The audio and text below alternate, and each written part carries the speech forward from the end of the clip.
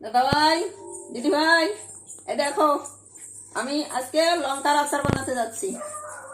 মেয়ে কলেজে থাকে তো, কলেজে রান্না বান্না যা তাতে ওই ঝাল থাকে না, মেয়ে খাইতে পারে না, তাই আজকে লঙ্কার আচার বানাইয়া ওর জন্য পাঠাবো। দেখো আমি শর্টকাট বানাই। প্রথমে জিরে ভেজে নিচ্ছে।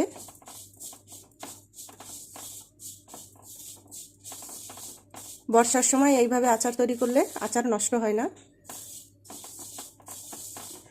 দেখো মা প্রথমে জিরে ভেজে নিয়েছে, এখন সর্ষে ভেজে নিচ্ছে।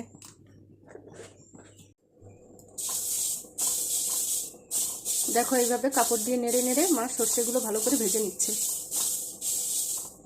দেখো বন্ধুরা, সর্ষেটার আওয়াজ হচ্ছে, ফুটছে সর্ষেটা।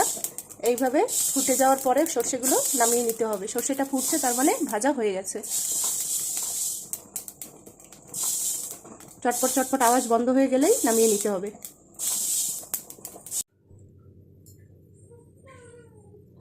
দেখো বন্ধুরা, মা কড়াইতে এখন তেল দিয়ে দিচ্ছে, সর্ষের তেল। তেলটাকে একটু গরম করে লঙ্কাগুলো মাঝখান দিয়ে কেটে কেটে তেলের উপরে দিয়ে দিয়েছে। দেখো বন্ধুরা, মা সর্ষে আর জিরেটাকে বেটে নিল। দেখো লঙ্কাগুলো এইভাবে তেলে ভেজে নিতে হবে, তাহলে বর্ষার সময় লঙ্কাগুলো আচার বানালেও নষ্ট হবে না। যারা ঝাল খাও তাদের জন্য এই আচারটা খুবই ভালো লাগবে। দেখো মা লঙ্কার সঙ্গে কিছুটা রসুন দিয়ে দিচ্ছে। রসুনটা এইভাবে থেতো করে তারপরে দিতে হবে, টেস্টটা একটু ভালো হয় রসুন দিলে। দেখো বন্ধুরা, লঙ্কাটা একটু ভাজা হয়ে আসছে, এখন মা এটাতে হলুদ দিয়ে দিল। হলুদের পরে এখন নুন দিয়ে দিচ্ছে।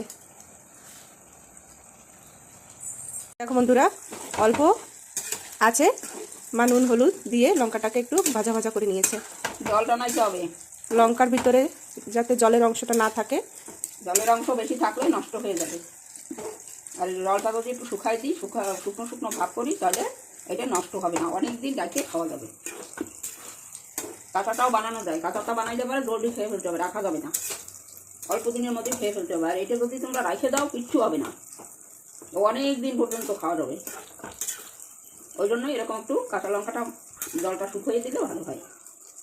এই দেখো এখনো জল পাস করছে, দেখো দেখো দেখো কিন্তু কম হয়ে গেছে, আগের থেকে কম হয়ে গেছে। জলটা না থাকলে এরকম এরকম আওয়াজ হবে না। আমি আগে একবার বানাইছিলাম, প্রায় 1 বছর বসে খাইছি আমি লঙ্কা বেশি খাই তো, তাই আমার লঙ্কা না হইলে হয় না। কাঁচা লঙ্কা ছুঁয়ে দিলে তো নষ্ট হয়ে যায়, প্লান বের করছি যে এইভাবে রাখবো।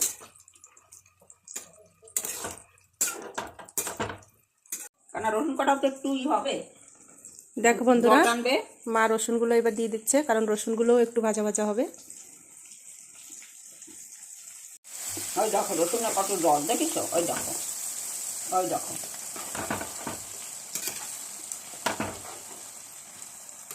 এইভাবে রসুনটা দিয়েও ভালো করে একটু ভেজে নিতে হবে। দেখো বন্ধুরা, রসুনটা একটু লাল লাল হয়ে আসছে, মা গ্যাসটা বন্ধ করে দিয়েছে। এখন এটা একটু ঠান্ডা হলেই মশলাটা দিতে হবে। একদম সহজ পদ্ধতিতে এইভাবে তোমরাও বাড়িতে আচার বানিয়ে রাখতে পারো কাঁচা লঙ্কার। দেখো বন্ধুরা, লঙ্কা তেলটা একটু ঠান্ডা হয়ে গেছে, এখন মা ভাজা মশলাটা ওটাতে দিয়ে দিল।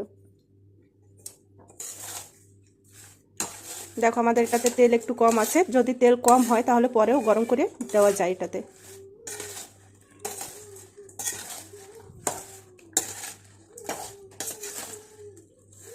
এইভাবে মশলাটা দিয়ে ভালো করে মিশিয়ে নিলে আমাদের আচার তৈরি হয়ে যাবে। দেখো বন্ধুরা, মা এবার এটাতে একটু ভিনিগার দিয়ে দিচ্ছে। ভিনিগার দিলে টকও হবে এবং বেশি দিন পর্যন্ত ভালোও থাকবে।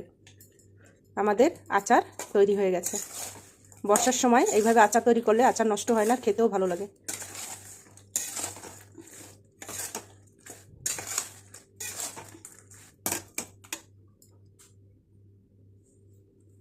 দেখো মা খেয়ে দেখছে। লঙ্কা খাওয়া দেখো, ঝালালা লঙ্কা, এমনি লঙ্কা না। দেখো আমার আচারটা দেখতে কিরম হয়েছে দেখিছো, দেখো এক পিস খাওয়া হয়ে গেল, এখন ভাত খাইতে যাবো। আমার আচার তৈরি হয়ে গেছে, এখন আমি আসি। টাটা, বাই বাই, আবার যেন দেখ পাই।